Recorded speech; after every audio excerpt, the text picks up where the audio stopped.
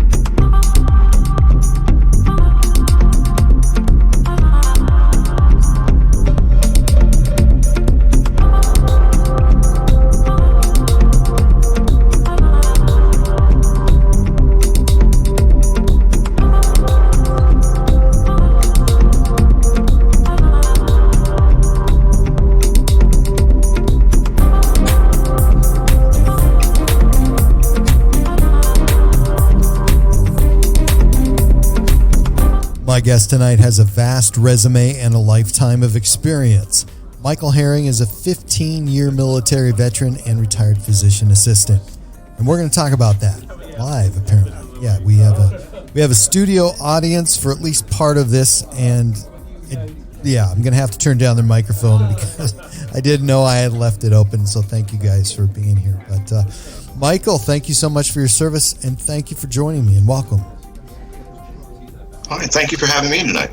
Yeah, I'm working on some stuff tonight, and I've been taking a look at your experience, and I don't see anything about paranormal research, but do you dabble in the paranormal? Because that's kind of what we focus on here, or is that one of your interests at all? I'm an occultist. I am.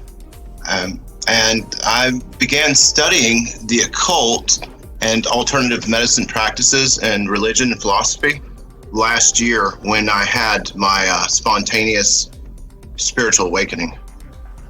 So describe what you would define occultist, how that pertains to you. Well, I'm a medical practitioner. I practice alternative and traditional medicine, and the background for those is energy medicine healing. And so it deals with, occult. Occult just means hidden. So there are things that the occult is things that I practice that most people don't know about and they don't research about. I study about different religions, different philosophies, and different magical practices as well. I know that you are a certified hypnotherapist, and I know that's one of the things that I've talked to a vast number of people. I've talked to people about regression hypnotherapy. Describe your experience with hypnotherapy, and what are some of your goals, your practices, and who do you treat, or is it a treatment purpose, or is it for something else? Well, the reason I got into hypnotherapy, I was a physician assistant in the military, and I had several orthopedic surgeries and became opioid dependent myself. And, being on opioids, you start having other side effects, and then you have to take another medication to counter that side effect. And so I got into a rehab program, and I went to a rehab in Colorado Springs, Colorado. And in a group setting, the therapist practiced hypnosis one night as just a relaxation technique. And it didn't have any effect on me that time. But when I left that rehab center, I'd come back to Albuquerque, and I went into an intensive outpatient program. And a few weeks into that program, the therapist there did, the same thing again one night and did a hypnotherapy group setting, and it was just for relaxation. And I was on opioids and stuff and had a lot of chronic pain issues. And during this group hypnosis thing we did, 45 minutes seemed like 45 seconds when I came out of this trance. And they said, yeah, you were just kind of like you were just asleep over there. They said, you've grunted a few times, made some interesting sounds, and it was really interesting to me because I was pain free for about 2 to 3 weeks after that initial incident there, and so I got into studying what hypnosis was and how it affects what it actually is, and it's just like meditation. It's using certain practices, breathing, relaxing, and to calm the human parasympathetic nervous system, and that's that's our rest and digest response. And so after that, I got into studying about hypnosis and hypnotherapy, and I found a school in Albuquerque that actually taught it, and they had they had done an NIH National Institutes of Health study, a several-year study at the University of Nebraska here in Albuquerque. And one of their instructors is actually a physician from the university that teaches hypnosis. And so I began practicing that last year and studying the parasympathetic nervous system, the human body, and cranial nerves and how they affect the human body. And so I've actually been developing my own meditative technique. Hypnotherapy, it gets a bad rap from Hollywood and the movies. Hypnosis is not what it's portrayed in the movies. It's not somebody taking over control of your mind and this and that. They're not going to make you do things you don't want to do or expel secrets or anything like that. Hypnosis is it's like I said, it's just a form of meditation, really. And you can train your body to get into that state quicker, with using hypnosis. And it's just a form to relax the body. That's what it's for, is to help you relax. And once you calm the physical body, you'll actually calm the mind. And so when you're in a meditative state, you don't have so many thoughts going through your mind. And that's what the Eastern traditions call the monkey mind, where you have so many thoughts and everything. And so what I've done with using hypnosis is actually been able to turn that off. And so I don't have as many thoughts coming into my head. I'm able to stay more focused and more concentrated on a subject. I think monkey mind, that's a good description. One thing that comes to my mind, though, too, is I want to back up just a little bit. I had a close friend who became addicted to opioids, and that always made me wonder, why can some people take opioids and leave them at will, and why do so many people become so addicted? I think it's we're starting to realize stress is like the biggest risk factor, health risk factor. It's stress. And so alternative medicine techniques, hypnosis, acupuncture, all of these methods are to calm that nervous system and to put you into a more calmer state. And so the more that you practice these techniques, you're able to stay in a more calm and focused state. And so that's my focus actually also is with drug and alcohol rehabilitation. And that's what I use several techniques for, including hypnosis with a combination of acupuncture also. So addiction to opioids, kind of describe what that's like. I mean, why is it so hard to put those down? I mean, I've heard people describe it. It's harder than putting food down. Some people describe it kind of like an addiction to nicotine, but I think it's a little bit more than that. Well, with opioids, so when you start taking them, it's just like if you use tobacco, the more you use of a substance, you start to build up a tolerance to it also. And so when you begin taking opioids, you'll build up a tolerance, and they take your pain threshold down. So things that usually, let's say if you get, you twist an ankle or something, and you could maybe take some Tylenol for it and be okay, or maybe you didn't need to take anything. Once you start taking opioids, they lower your pain threshold.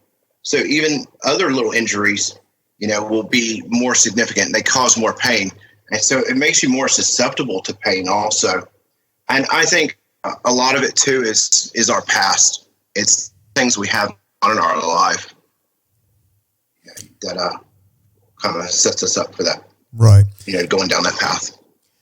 The other question I have about is hypnotherapy now. You take a course in hypnotherapy, and obviously there's a lot of different ideas of what people want to get out of hypnotherapy. So what does a course in hypnotherapy look like? Because, I mean, I've dealt with people who've done regression hypnotherapy because of alien abduction and just a other wide variety of issues. So what does a course look like, and when did you start that, and when did you finish?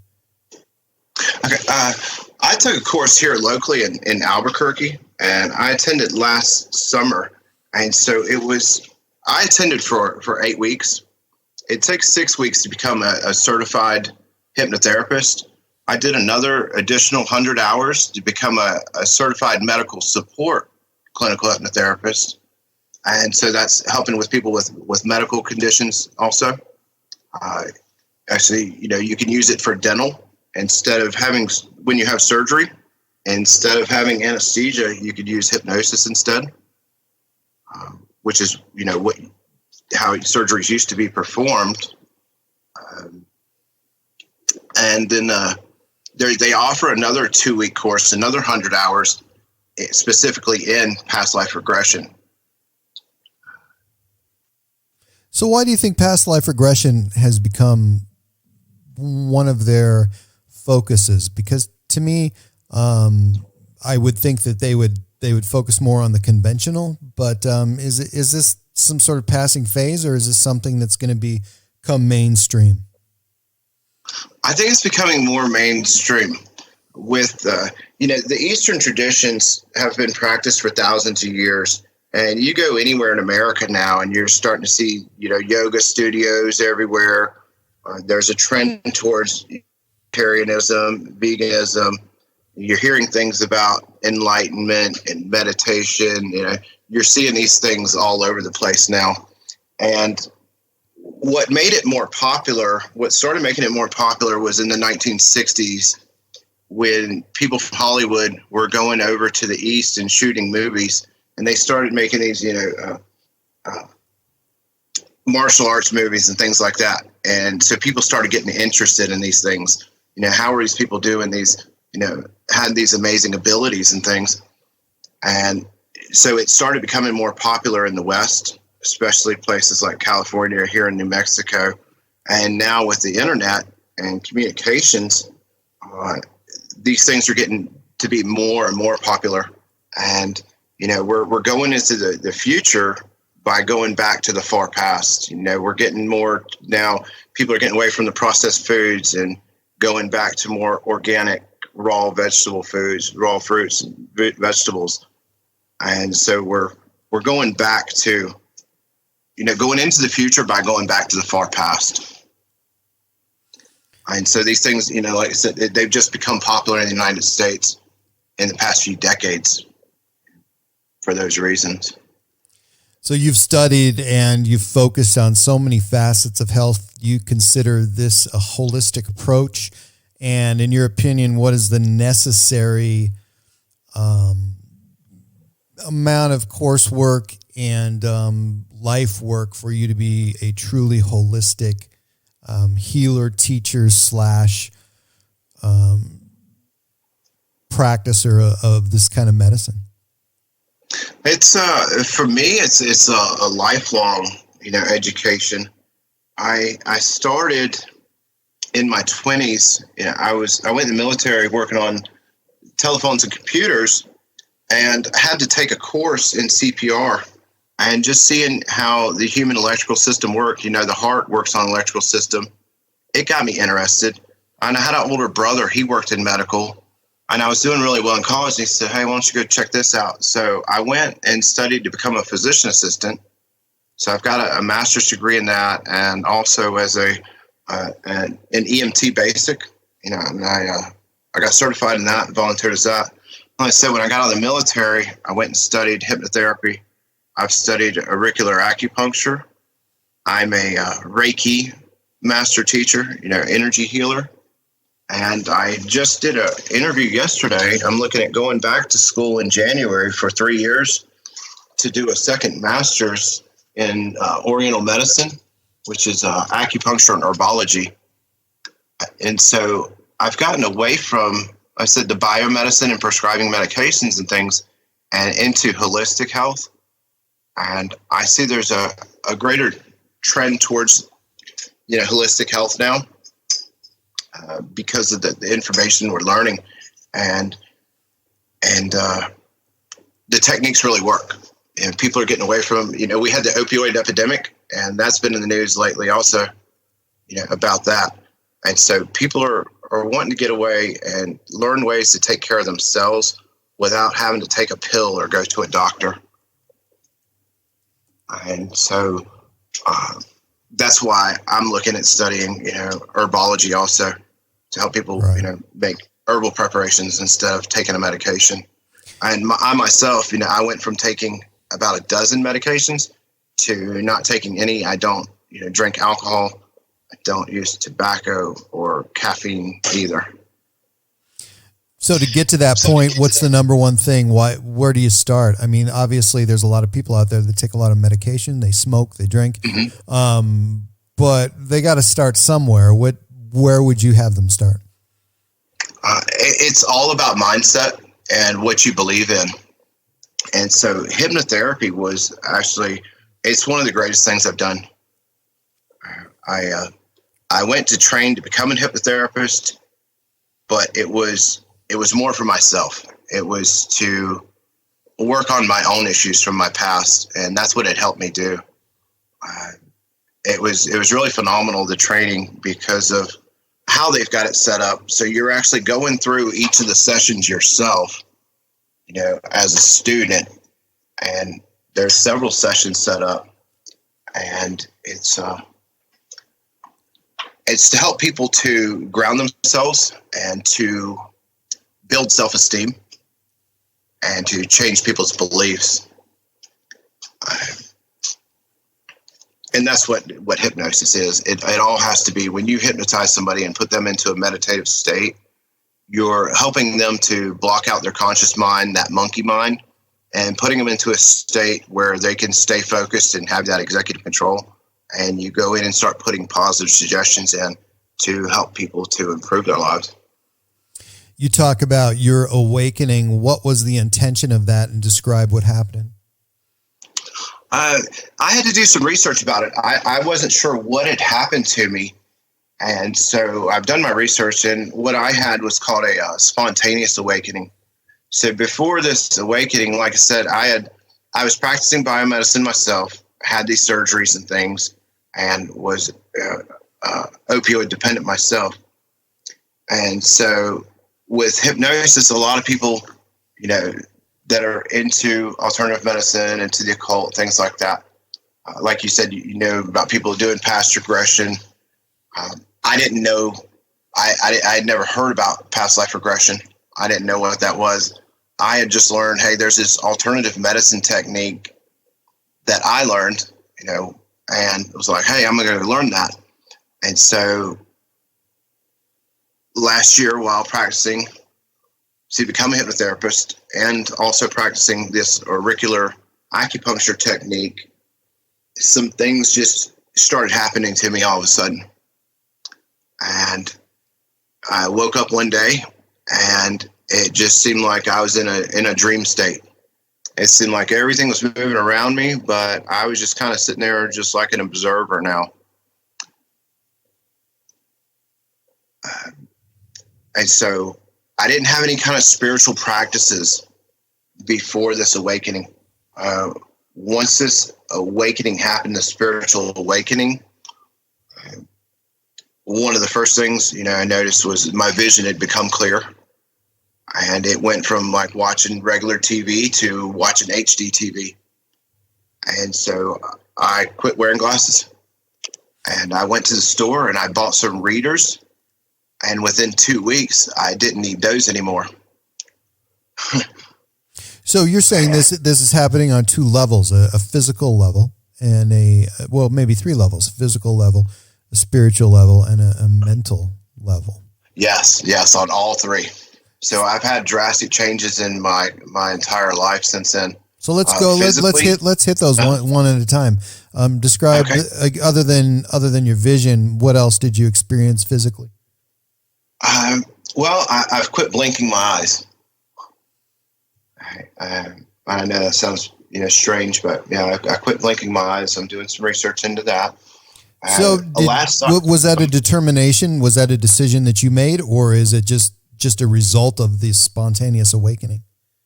Yeah, it was just a result. I had noticed one day I'd driven about 45 minutes, and I noticed that the entire drive, I didn't blink my eyes a single time. And so I was a little concerned about it, and I had an optometrist supervisor when I was in the military, and I spoke with him, and he said, "Hey, you need to go get that checked out." And so I went and had my eyes examined in the emergency room, and they were like, "Hey, your vision is fine." I had a head CT to make sure I didn't have any type of brain tumor. I had a neurologic exam to make sure I didn't have Parkinson's or some other neurological type disorder, and everything has been clear. I had a repeat head CT back in April of this year because of a head injury I had, and everything's still clear. I had an eye exam in September of 2020, and I have 20/20 vision uncorrected. So do you ever feel any irritation in your eyes? Like if it's getting late, if my eyes may start to get tired, if I'm in the car with the heat blowing in them, or like outside, if the light is real bright, or if the wind is blowing, like if there's a significant amount of wind, things like that will make me blink a couple times maybe. So I usually wear glasses outside, really bright light, smoking cannabis. I do that quite a bit. And so if sometimes if I smoke like a new strain or something like that, it may make me blink a couple times, makes my eyes dry. But other than that, no, I don't have to blink. I don't spontaneously blink like other humans anymore. So I've done some research into that and why and everything.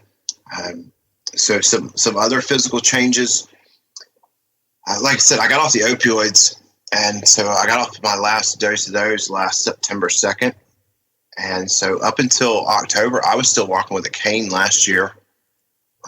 By the springtime, I was learning how to do cartwheels and flips. And at 44 years old now, I'm actually in better physical health than I've ever been in my life. Interesting. So, but other than other than if you're smoking weed or whatever, you're going to experience some irritation and you can blink your eyes, but you don't blink your eyes. I mean, that's the oddest thing to me, that it seems like it's necessary, but obviously your eyes are getting proper lubrication and everything else is good. I mean, life is good. Yeah, it's been great. So it's had some. I'm writing a paper about why humans blink, and I sent you that information on that. And so humans don't actually blink to lubricate their eyes. It's actually a brain function, and so I'm writing a paper about that and why humans blink. And so I believe I've actually, made a scientific breakthrough into human consciousness, and if I can duplicate this, I'll have we'll evolve the human race. Actually, do you want to go into that further and give us some clues of what's going to be in that, or or do we have to wait?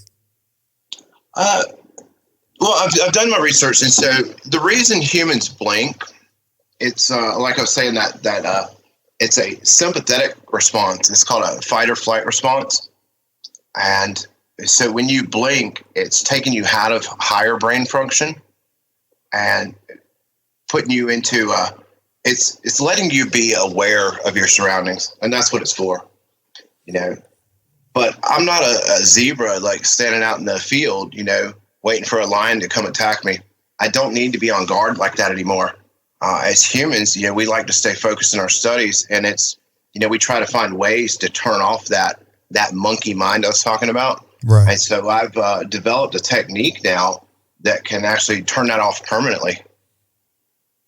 You know, you do have animals out there in the wild, obviously fish, snakes, geckos, and certain kind of lizards that don't blink because they don't have eyelids. Yes. So obviously it's not necessary. I mean, these eyes of these animals are exposed to all kinds of weather conditions and et cetera. Mm-hmm. But, you know, to me, it just seems that, you know, we're humans, we have eyelids, and there's a purpose for that. Obviously, they're great when sleeping, but then again, I mean, there are animals out there who at rest aren't able to close their eyes. So how do you attribute that? I mean, it's just such an odd thing.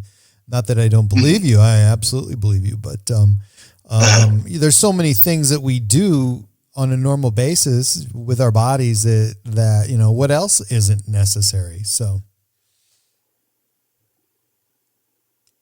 that's true. And that's a question. True. And that's a question. I mean, there's responses that our body has to cold and heat and whatever. But I mean, blinking to me just seems like, you know, such an important tool because, you know, when we're out we're in a sandstorm or whatever, you know, we're closing our eyes and that's not really blinking, but, you know, it seems to me to be a way of preserving our eyes and being able to, you know, actually making small little changes to the surface of the eye to make things more comfortable.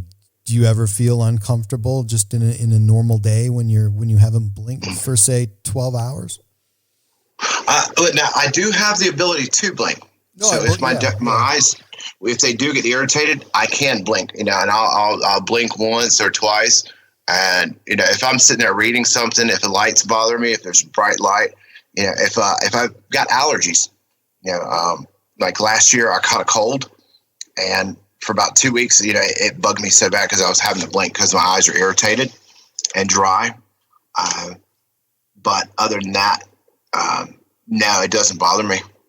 It's actually now like if like something like that, if my allergies are bothering me and I blink my eyes, it actually bothers me now if I have to blink. It just annoys me so bad because I've gotten so used to not blinking. And also, like when I'm having conversations with somebody, if you know, if I'm talking about it to somebody and we're having a conversation, it's I won't say it's difficult, but it's distracting when I speak to somebody when they're blinking so much. Yeah, I bet it would.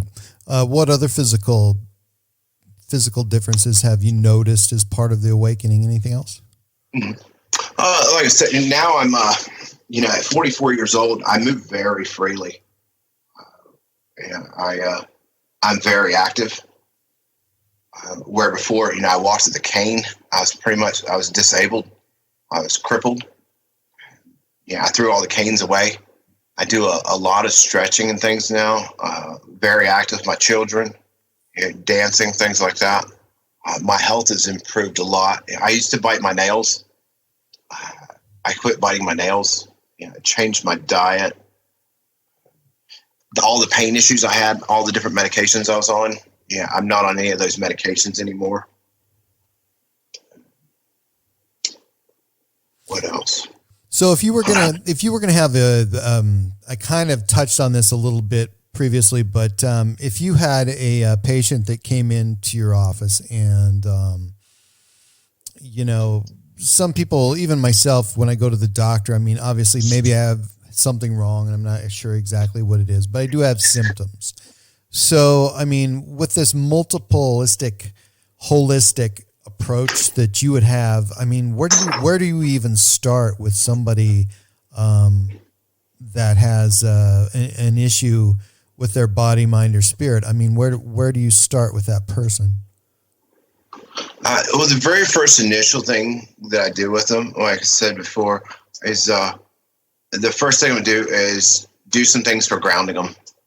So I'm going to teach them about the trance state, about the mind state, and, the subconscious, the conscious. I'm going to talk to them a few minutes about that and teach them, how I'm going to put them into a trance, what it is. And the big thing in my first meeting is grounding people. A lot of people don't have much self-esteem. They really don't. And so it's hard for people it's hard for people to look in the mirror. It was hard for me before to look in the mirror and be like, hey, I love you, Michael. You're a good guy. And this and that. It's hard for us to talk to ourselves like that. And so that's the first thing I do with people is I work with them to do some grounding and tell them some positive things about themselves and just start to build some self-esteem.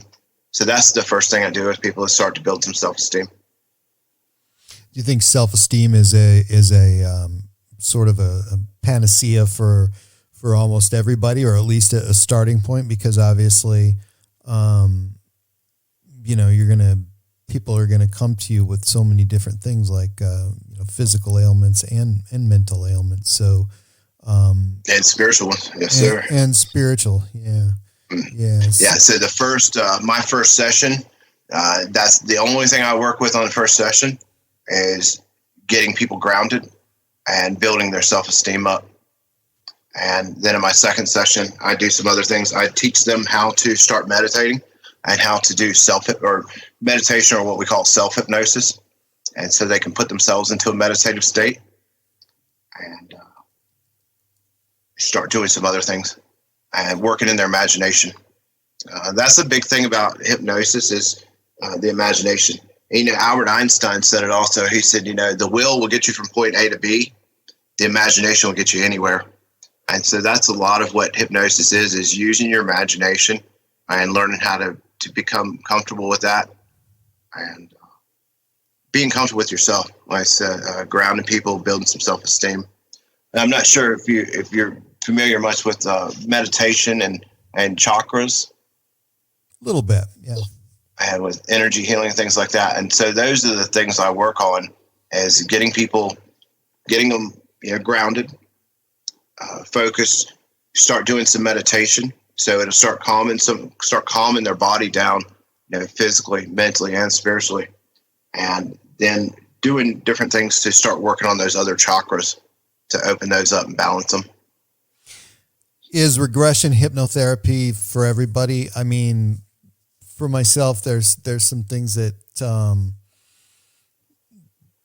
I don't say that I want to remember, but there's things deep there that I could remember. I don't want to remember some of those things, but what would you tell somebody like me who doesn't want to do regression hypnotherapy? Is it for me? And is it for everybody? It's not for everybody. It's something that you have to build up to. And that's something that I don't do for several sessions. And it's not something that I do for everybody. And even for myself, I've done it for myself, but it took quite a bit to be prepared for that. It took a lot of work, on myself. And that's what, what hypnosis is it's going back to take some of those things from your past, those beliefs that you've built from, even from childhood. We've got things from our childhood that, maybe it was a parent, somebody close to us, and something happened. And as a child, our child mind, took it the wrong way, or we saw it a different way. There's two sides to every story. And so with past regression, that's going back and helping somebody to kind of clear some of those things up in the past. And one of the big ones is going back, and let's say it was a parent. Well, going back and seeing that parent when they were a child and maybe they went through something, and helping to clear that up and help to understand that person and what they went through. And it makes it, it helps to understand how they could do that, Sure. or the effect that, something that happened in their life, that's why they treated you the way they treated you. And so if you can go back and understand them, it'll help give you closure to that. I was reading, when I was getting ready to talk to you, I was reading some excerpts from a book. And one of the things that was said was a spiritual awakening in its way is always unexpected. Is that true? It was very unexpected for me, and especially a spontaneous awakening. And so they say a spontaneous awakening, that's somebody who didn't have any spiritual practices. I didn't know what enlightenment was. I had never heard of chakras or kundalini. I didn't know what, past regression was and all those things when this happened to me. And so it was a big shock. And so with this spontaneous awakening, you can have a spiritual awakening, and you can have what they call the Hindus call a kundalini awakening. And then there's the possibility of having both of those simultaneously and spontaneously without any kind of spiritual practice. And they say that's very rare, but they say that, in every generation it happens to a few people. And so I've spoken with Hindu religious teachers, and I've been to visit with Buddhist monks, Native American medicine people, healers, and they all agree. And that's how I found out what happened to me. I was seeing somebody, a medical professional who was also a medicine person, and they started explaining to me last year, like, oh, you've had an awakening. And I didn't know what they were talking about, and I had to go start doing my research. And I was like, oh, okay. And so, yeah, I've had a spontaneous awakening, which, like I said, just means I didn't have any of the spiritual practices. But then things just kind of, and what that means is they say that your chakras have opened up, these 7 chakras, and you've opened up this crown chakra, and you have a connection now, an open connection with the divine. So do you feel that a spontaneous awakening is being forced from something from the outside, something divine? And I said something, for lack of a better term. So is this being forced upon you? Yes, it was. I had no idea what was happening to me. And like I said, I've read about other people, this happening to them and stuff. The not blinking is kind of a unique quality that I've done a little bit of reading about. That one's a unique quality. And that's what really got me, like, what is happening to me? It was some strange experiences. Like I said, I was practicing hypnotherapy and acupuncture at the same time. And acupuncture is also to do the same thing, is to calm that nervous system. And so when I did that, I noticed the next day that when I breathe, I could feel an energy moving into the palms of my hands and the soles of my feet when I'd breathe in, and I could feel it move out when I would breathe out, when I would exhale. And I didn't tell anybody about it for several weeks. I wasn't sure, with all these things happening. And so I started looking into that also, and it's like, oh, okay. And that's a common symptom, with this. And so different people call it different things. They call it chi or life force energy. The Hindus call it prana. And so if you've ever heard of Reiki with energy healing, right? And that's what people are doing is, using that energy. And so I did some research in that, and I was like, okay. I even found diagrams and everything that correlated with that. I was like, okay. It moves into the left hand. It moves out of the right hand. Some people call it a torus field, but it's a human bioelectromagnetic field that's around us, and we can actually manipulate that energy. Right. Have you ever met anyone else that has had a spontaneous awakening? And when you speak to them, are there some common denominators that only you and that person would recognize or be able to talk about? Or I've watched some videos. I've seen some things that I found on the internet. about people having their awakenings. I haven't really heard of anybody having a spontaneous awakening. Most people were practicing these types of things and searching, for enlightenment. And so even these Buddhist monks I met, this guy told me, one of the monks, he said, I've been practicing this for years. He said, I'm not going to become enlightened. He said, what I'm doing is practicing for my next life. And so what these different religious teachers say is they say, well, in your past life, you must have, you meditated a lot and you were doing these practices in your past life. And that's how you've awakened now. What's the difference between being prepared for an awakening and being ready? There's no way you could be ready for it either way. Really? It's, no. Even people that are seeking for it, when it happens, it's pretty explosive. And it's this energy that shot up through my spine and out the top of my head. It felt like a big hot air balloon was up above my head for a couple of weeks. And this energy that was like surrounding me was really strong. And it just felt like bright light was like shining through me. And so I just recently read about some of that also. And it lasts for 2 to 3 weeks.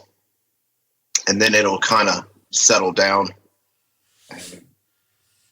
I've heard that described as readiness as being only something that your soul can decide. Yes. So you're separating your body and your soul. So you're dividing a fine line between body and soul. So when you do that, yeah. And it was a very painful process. It's the most painful thing I've ever experienced. In what way? It was physically painful. It was mentally painful. It's I've tried to describe it to people. It felt like I was being torn apart from the inside out. And when it happened, I fell to the floor. And when I got up, I'd had just a renewed strength. I've got this energy. It's like somebody put a new battery in me. When you look back at that pain, do you look at it differently now? Obviously, there was a lot of pain when it happened, but do you look at it differently now? Is there any trauma? Is there any PTSD associated with that pain? No. It was a beautiful feeling. But painful. It hurt. It was excruciating, but beautiful at the same time. Because as I was going through that pain, I was, I described it as evolving. I evolved into a different being, actually. And I'm definitely not the same person I was last summer. So the soul and the body, your soul decides when you're ready. So basically, you have a division of soul and body. Is when you come out on the other side of this awakening, can you differentiate between your body and soul? Can you feel both of those? You can differentiate between the body, the mind, and the soul. And why is that important? I mean, obviously, that's what's so incredible about it. Is like I said, it felt like a big bubble, like above my head. And I've got a book from the 1960s from a guy named Orman McGill, and he was like big into hypnotherapy. And this is what gave me a lot of my answers. It's a book called Hypnotism and Mysticism of India from the 1960s. And he described it, the Indian adepts, and he described this nest above the head feeling. And it felt like a big balloon. And so they say the mind is actually, the mind field is outside of the body. And so I began to experience that. And then inside my body, it feels there's an energy. When I said there's an energy that moves around my body, but there's an energy that moves inside of my body too. And I can shift that energy. And it's a really amazing feeling. And if you've ever been in a trance or been hypnotized, When you're there, it feels like you're kind of floating inside of your body. It feels like you're a ghost inside of your body. And so now, since my awakening, that's what I feel like all the time. I feel like there's a ghost inside of this body, and it moves around, this energy that shifts. And then I can also feel the mind outside of the body. So now, instead of being just a physical body anymore, I feel the body, I feel the mind, and I feel the spirit, all three. It's really fascinating. So excuse me. This is an important question because I think this could describe it to me in a way that I understand. And I read this from this book that I previously read to get prepared to talk to you, but somebody described this. It's a new momentum of your life, and your soul takes the wheel. So the awakening has handed you the reins to your soul. Would you agree with that? Yes, absolutely. My life has changed so much because now I stay completely focused. Well, I said, when you meditate, you're activating areas of your brain. There's two areas of your brain. One's responsible for focusing of attention, and the other is responsible for executive control. And so when you're meditating, you're actually activating those areas of your brain more, right? And so now with this gift, I'm actually keeping those areas of the brain activated more. And that's why I don't have that monkey mind anymore also. A friend that hasn't seen you in a couple of years, would they notice a big difference in who you are? I just went on. So this all happened last summer. I went on Facebook, I think around Christmas time, or just within this summer, the past couple months, there's people commenting and they're like, wow. They're like, I had a patient of mine and she's like, you don't look like the same person anymore. She's like, I didn't even recognize you. I just got married earlier this week, and we saw my wife's family for the first time in a couple of years. We just saw them a couple weeks ago. And, her aunts came up, gave her a hug and stuff. I went to give them a hug. They're looking at me like, who are you? They didn't recognize me. My own family doesn't recognize me. Well, congratulations on getting married. Thank you. What about your wife? Is it obviously it's had to be a positive impact on her as well? Oh yeah, she's lost a lot of weight. It's had an impact on everybody in our family.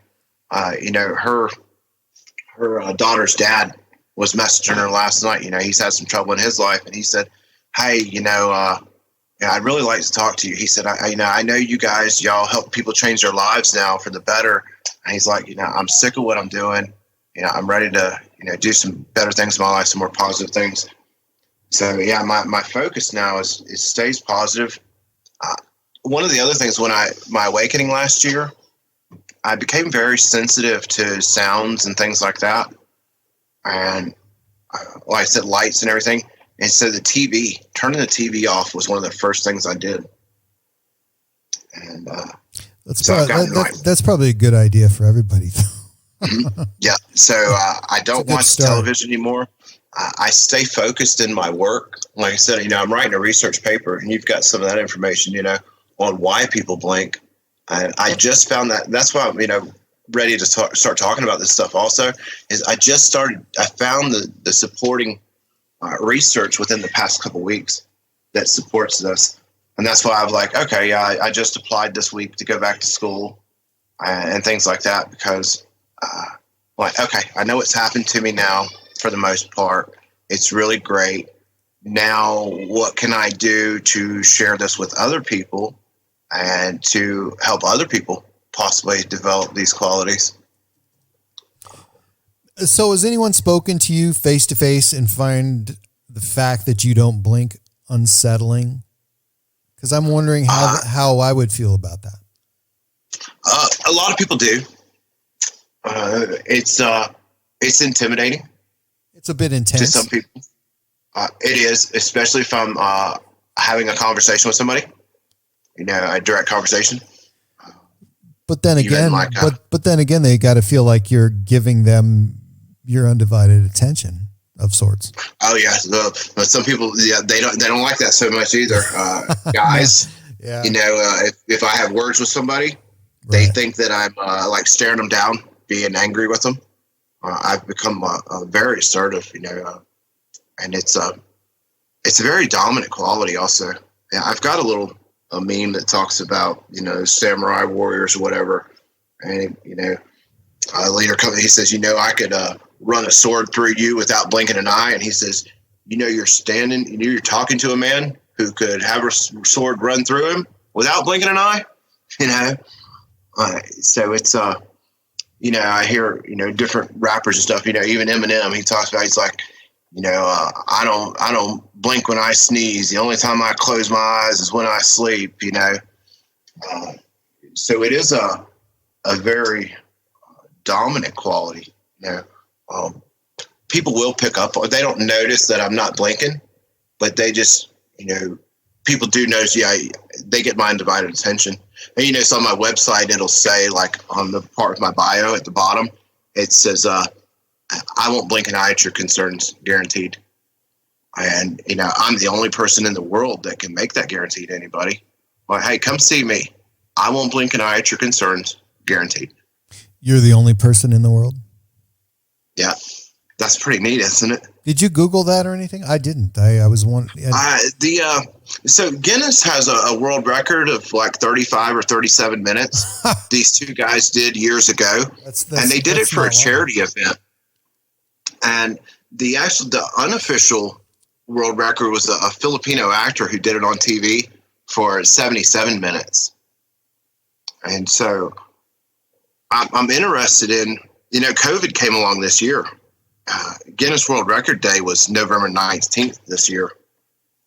And so that was something I started looking at last year was, okay, I'll set the Guinness World Record, but it's kind of like I have an unfair advantage also. Because I just naturally don't. Not really. I mean, you've done the work, right? You've been exactly. there. I developed the technique to do it. Right. So I want to do it publicly, and do the same thing, do a charity event. And do it like that. I did a record setter. I did a short video on there. I went and got a tattoo on my arm, and I did that without, blinking.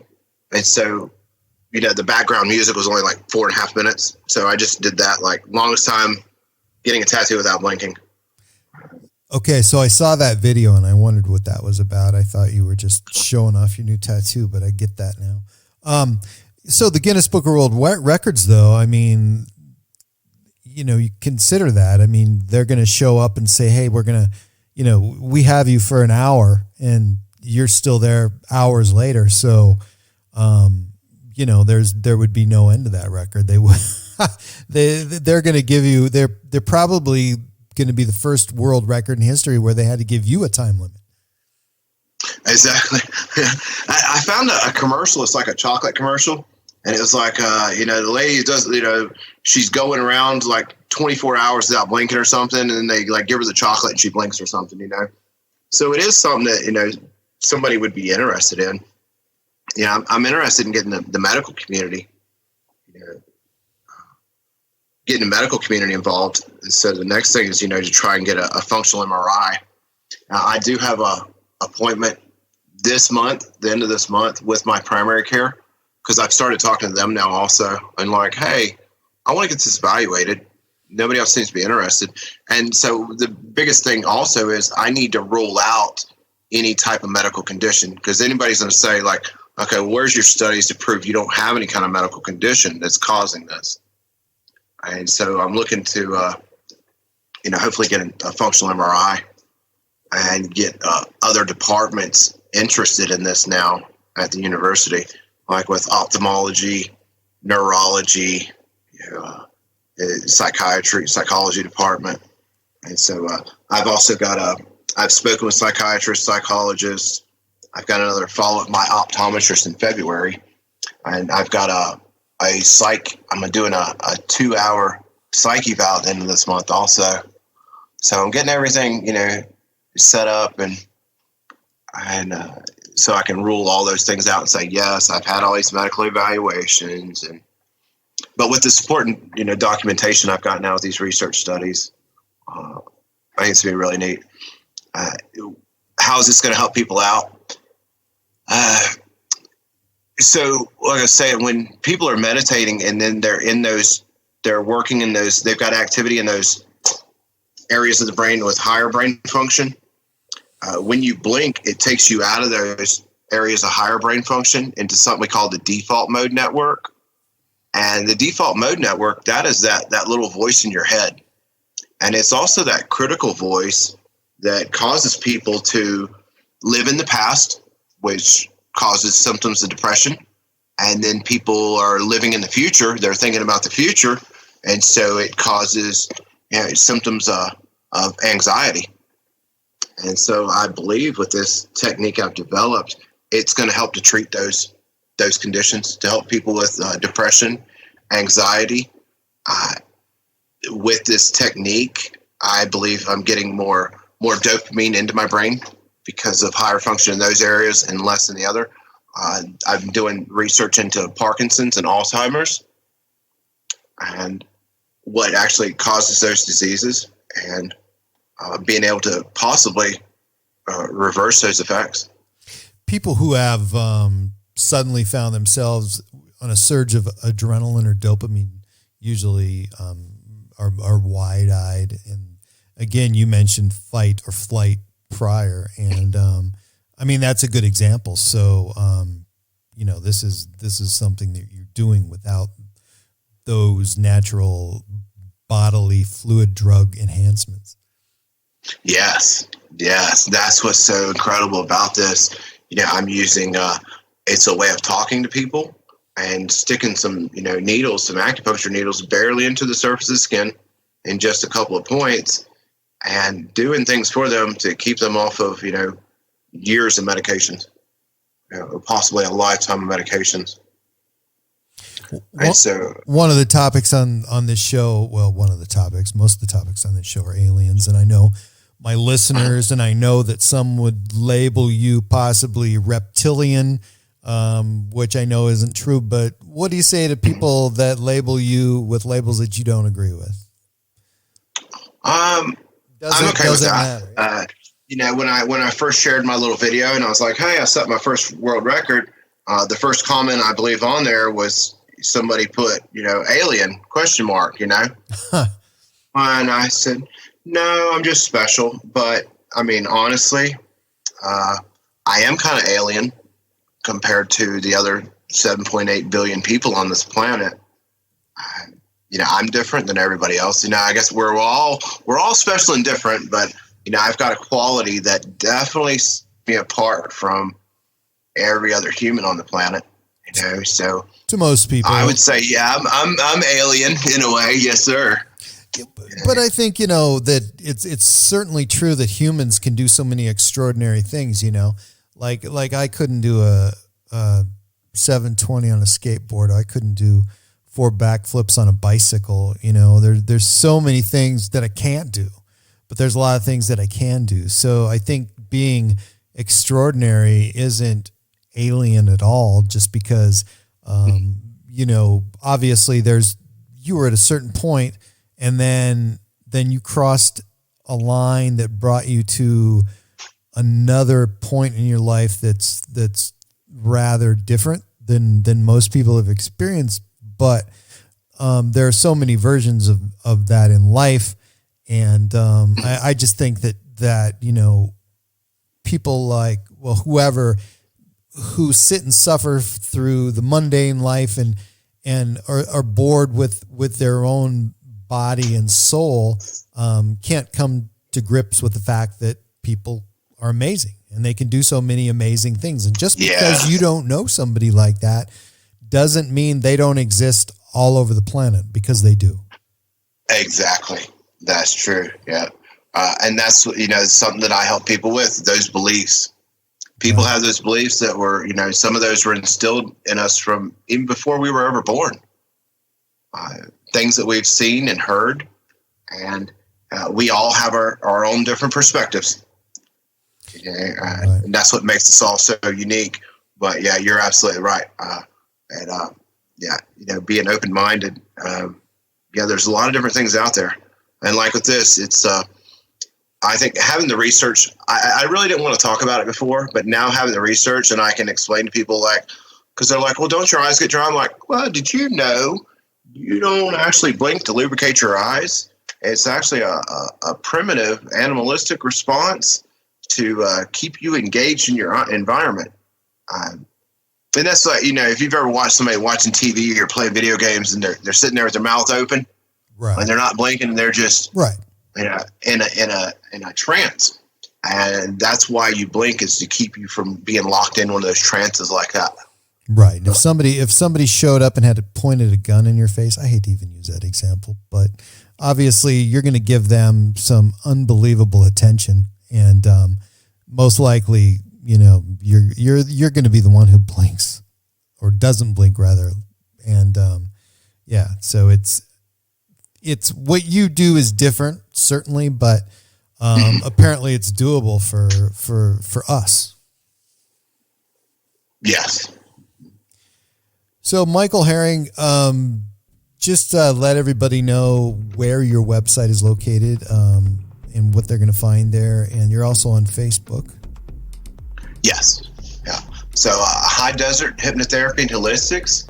I provide holistic health and ministerial services in New Mexico and online. I specialize in hypnotherapy, acu-detox, Reiki, energy healing, and ministerial services, with an emphasis on alcohol and drug addiction, recovery, and rehabilitation services. Excellent. Michael Herring has been my guest. Michael, thank you so much. Really appreciate it.